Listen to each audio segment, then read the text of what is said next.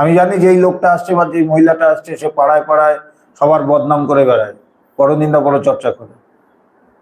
তার সাথে আমি সুন্দরভাবে গল্প করব। যে চোর গুন্ডা বদমাস, কোনো যদি মস্তান টাইপের কেউ আসে, সে যদি আমার বাড়িতে ঢোকে, আপনার সাহসই থাকবে না বলার যে বাইরে যান। তাকে বসিয়ে চাটা খাইয়ে, দাদা আর কিছু খাবেন বলুন। কিন্তু বলছে সবাই ঢুকতে পারে তোমার বাড়িতে, শুধু ভগবান ঢুকতে পারে, যে সবার মঙ্গল চায়।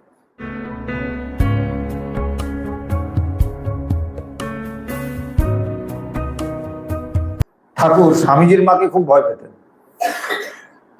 স্বামী বিবেকানন্দের মাকে, নরেন্দ্র দত্তের মাকে খুব ভয় পেতেন, ভুবনেশ্বরী দেবীকে। যখন একবার শেষের দিকে কাশীপুর উদ্যানবাটিতে যখন স্বামীজির মা এসছেন, স্বামীজির মাকে দেখে ঠাকুর কি করবেন বুঝতে পারছেন না। তারপরে সবাই বলছে ইয়ে এসছে, নরেন্দ্রের মা এসছে।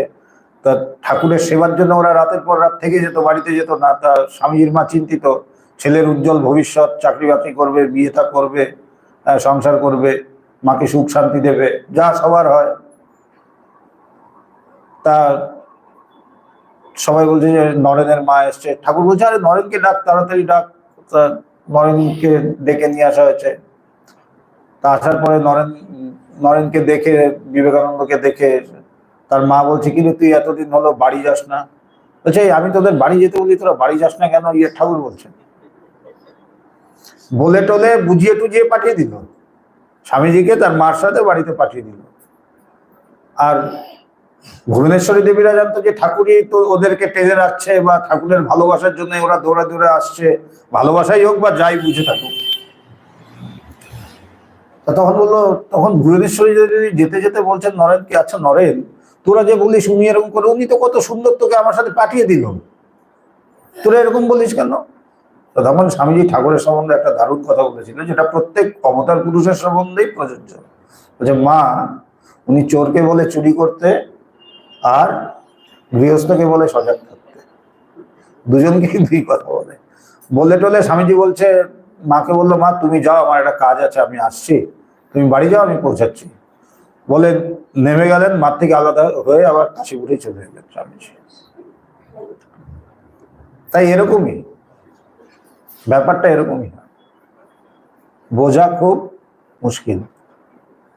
কেন? তিনি চোরকে বলে চুরি করতে, গৃহস্থকে বলে সজাগ রাখতে।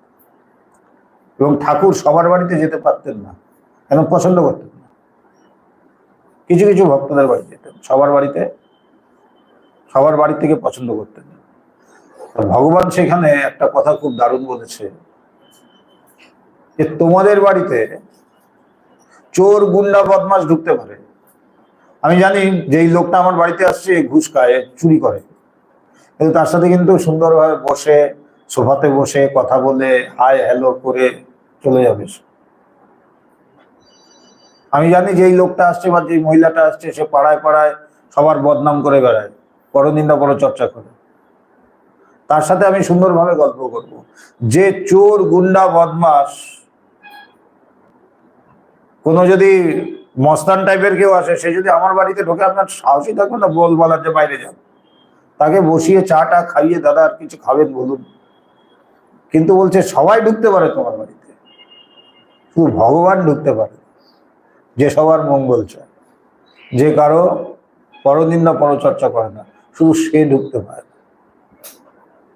তাই বলছে ভগবানকে কে চায়? সত্যি সত্যি কেউ চায় না।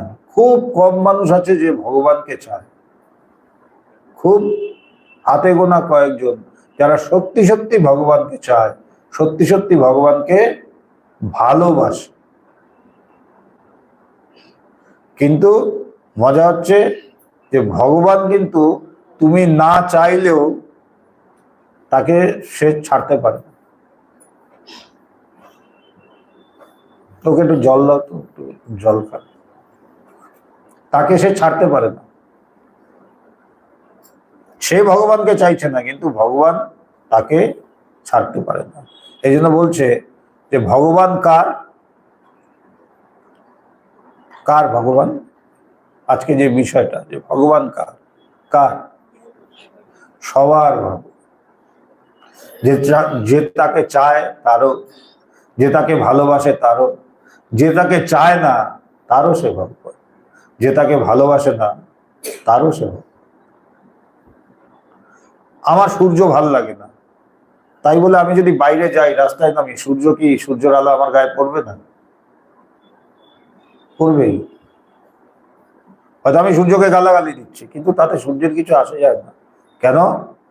সূর্য আমার ভালো মন্দ মানে শোনার জন্য সে অপেক্ষা করে নেই। আমি তার প্রশংসা করলে আমার গায়ে পড়বে, আলো দেবে, আর আমি তার নিন্দা করলে আমার গায়ে সে আলো দেবে না, এই কাজটা সে করতে পারে না। দিকটা, এই কাজটা সে করতে পারে না। সে যখন উঠবে সে সবার জন্য উঠবে। ঠিক সেইভাবেই ভগবান যখন, সে সবার। আর আমাদের সাথে ভগবানের তফাৎটা কোথায়? আমরা কয়েকজনের হই মাত্র। বড়জোর আমার সংসারে যতজন আছে, তাও পুরোটা মন মতো হয় না, তাই না? এর মধ্যেও ভাগ থাকে, এর জন্য বেশি, ওর জন্য কম। আর ভগবানের সেখানে কোনো ভাগ নেই, সে সবার। কেউ তাকে মানছে না বলে সে যে তার হবে না তা নয়। ঠাকুরের কাছে একজন আসছে, এসে ঠাকুরের সাথে তর্ক করতে শুরু করছে। ঠাকুর তো যেভাবে কথা বলার বলছে, এই করতে করতে তার ধ্যানের মানে তার ধ্যান হয়ে গেছে। চিন্তা করো, ঠাকুরের সাথে কথা। যখন ধ্যান হয়েছে তখন রোদটা, সূর্যের রোদটা এসে তার গায়ের উপর পড়ছে, সে তো ধ্যানস্থ। ঠাকুর সাথে সাথে একটা নিয়ে তাকে ছায়া দিচ্ছে, যেন আলোটা মানে সূর্যের তেজটা যেন তার গায়ে না পড়ে। আমরা হলে কি করতাম? আরো খুলে দিতাম, আমার সাথে ঝগড়া করছিলি। ঠাকুর কি করলেন? তার গায়ে যেন ছায়া পড়ে, সূর্যের ওই তেজ আলো না পড়ে, সেই ব্যবস্থা তিনি করছেন। এই জন্যই বলছে ভগবান সবাই, প্রত্যেকের।